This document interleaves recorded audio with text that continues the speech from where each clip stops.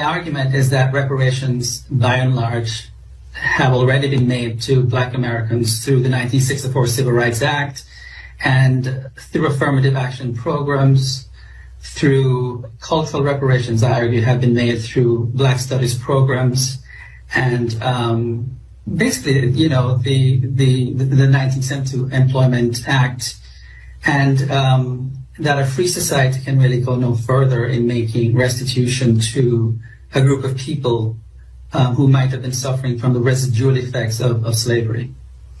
Are those financial reparations? No, because there are no slaves still alive today. There can be no, on my reasoning, going by the logic of the Civil Liberties Act of 1988, there can be no direct financial compensation. Antoinette in Philadelphia. Yes, good morning. I'm calling because, if I may speak, I've been a foundational Black American all my life.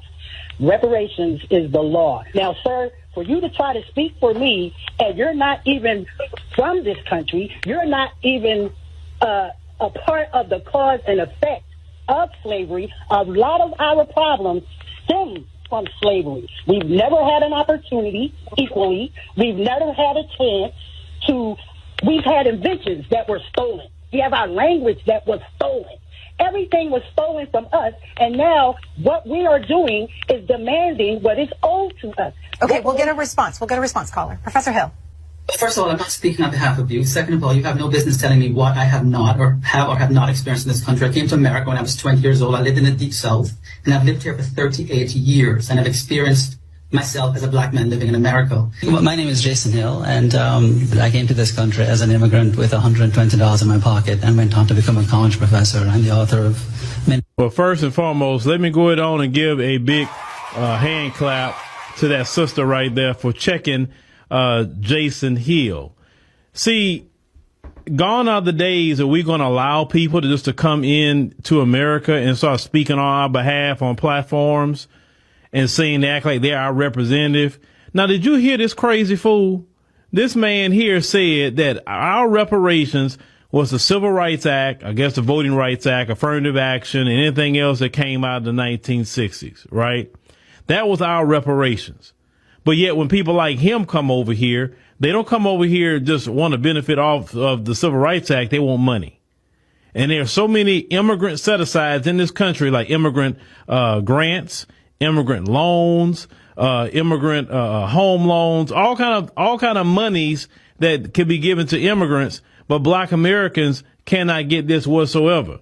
This man is so disrespectful, and he sounds no different than any other white racist that take an issue with reparations. We at a point that if a Black immigrant is on code with us, well, what they need to do is just be supportive, and we got to be at the forefront.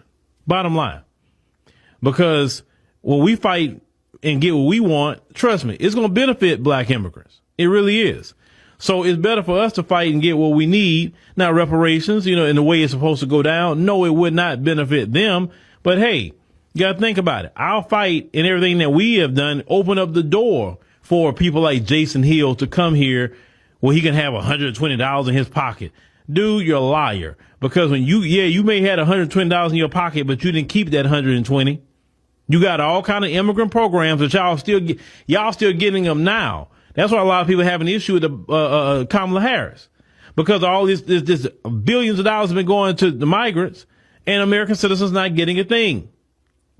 People are sick and tired of that mess. But I'm so glad that the delineation movement has happened, because have you noticed, ever since the delineation movement has happened, now we're slowly starting to get some things done. You notice politically how we're starting to get away from the Democrat Party. We're starting to circle our wagons. We're going to the political middle.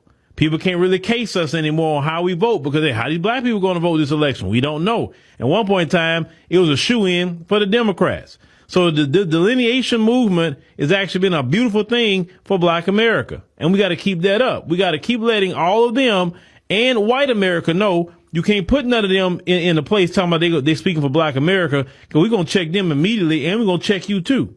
He said, he don't speak for us. Now, you're welcome to speak for the Jamaican American community. You're welcome to go speak in your homeland. Speak there. That's where you should keep your expertise. But when it comes to us as Black Americans, no, we're going to have Black American representation, talk about Black American issues. And when it comes to reparations, we got to have all Black Americans hand on deck anyway.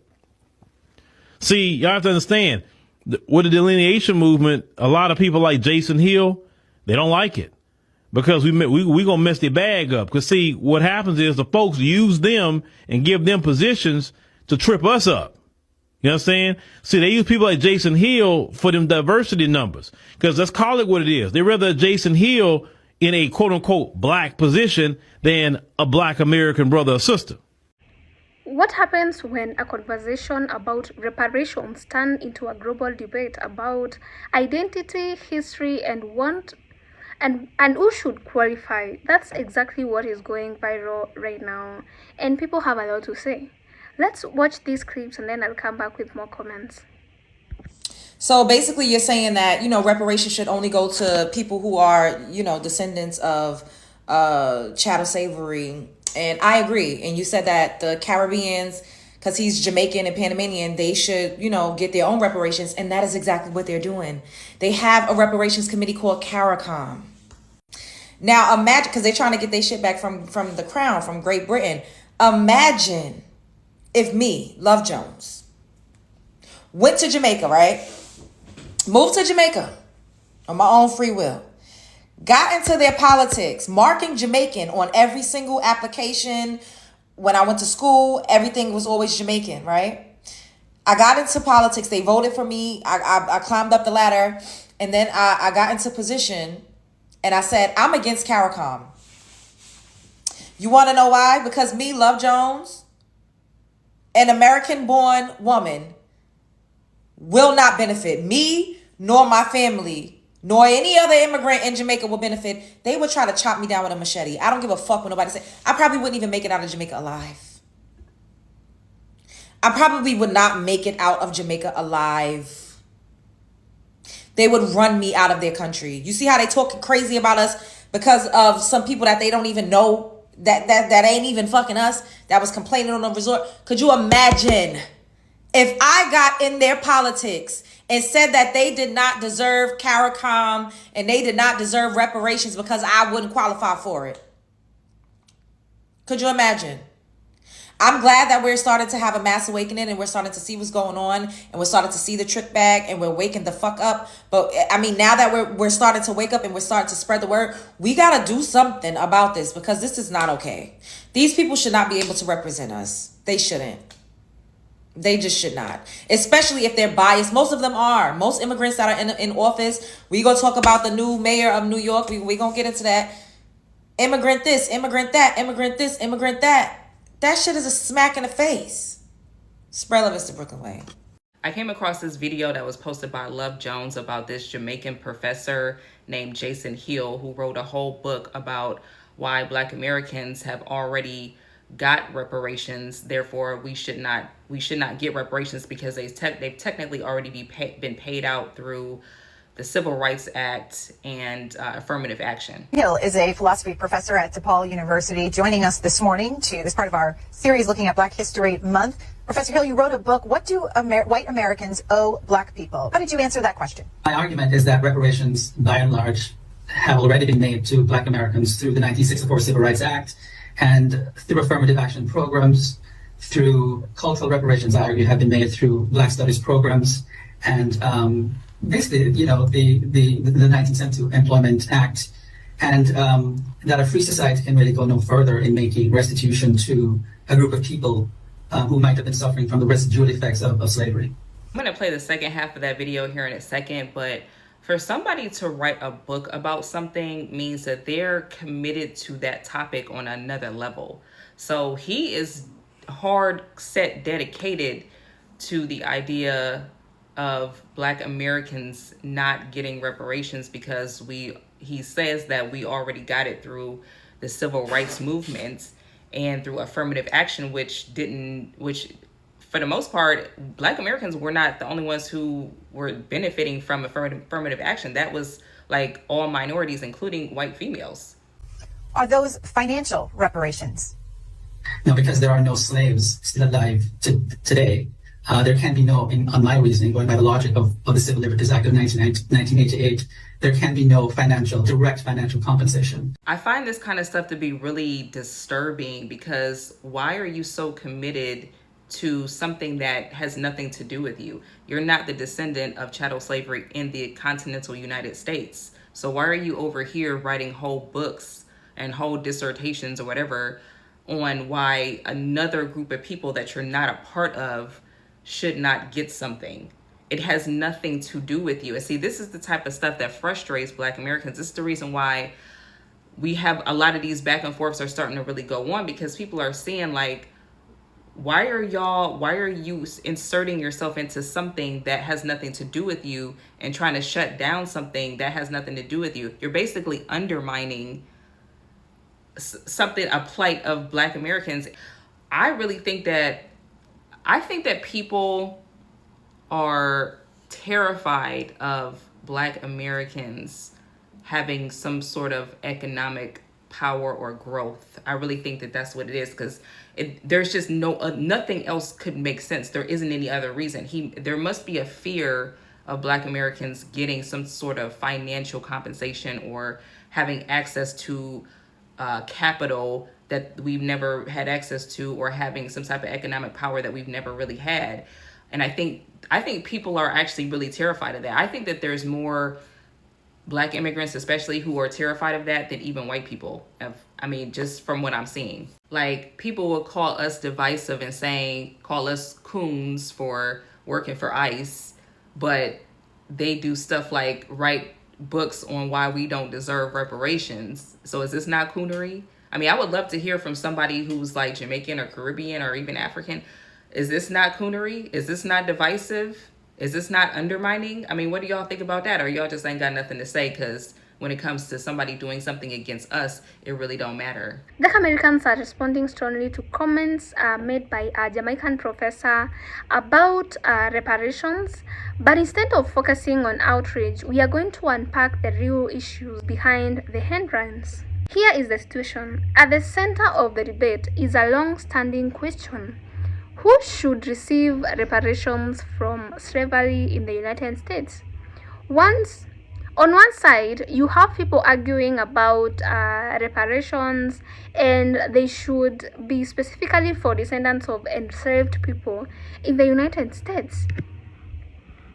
And on the other side, some scholars and voices from Caribbean and Africa emphasize that slavery and colonialism were a global system affecting people of African descent across many regions.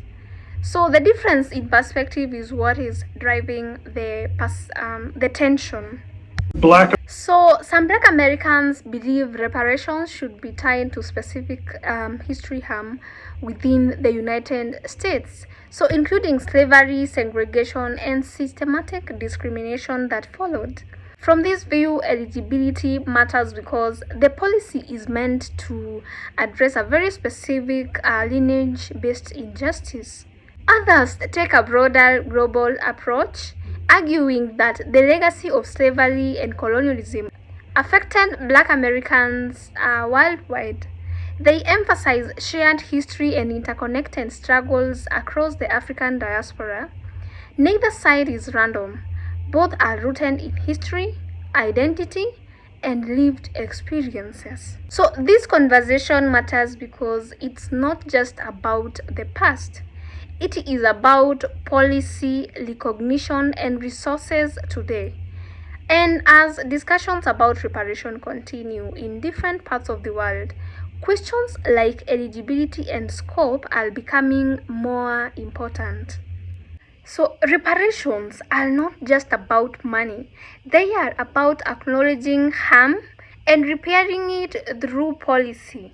In the United States context, the harm includes slavery, that is between the 1619 and 1865, the Black Codes and Jim Crow's laws, redlining and housing discrimination, and equal access to education, jobs, and wealth building. So these often referred to as multi-generational harm, meaning the effects didn't end with slavery. They compounded over time. So when people talk about reparations in the US, they are usually talking about a targeted policy response to a specific historical timeline. So now you can probably see why this becomes heated, because these frameworks lead to very different outcomes if reparations are lineage based. Eligibility is narrower, the focus is on US specific harm.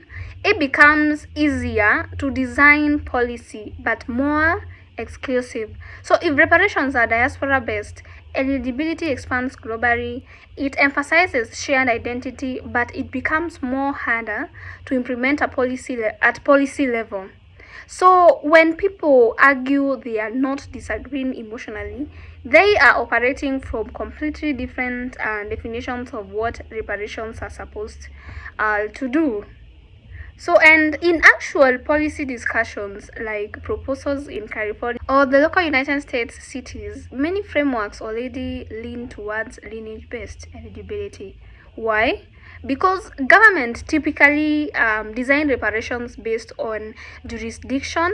That is what harm the government itself caused. And then we have legal accountability and verifiable records. So even though global arguments exist, policy tends to be more narrow by necessity.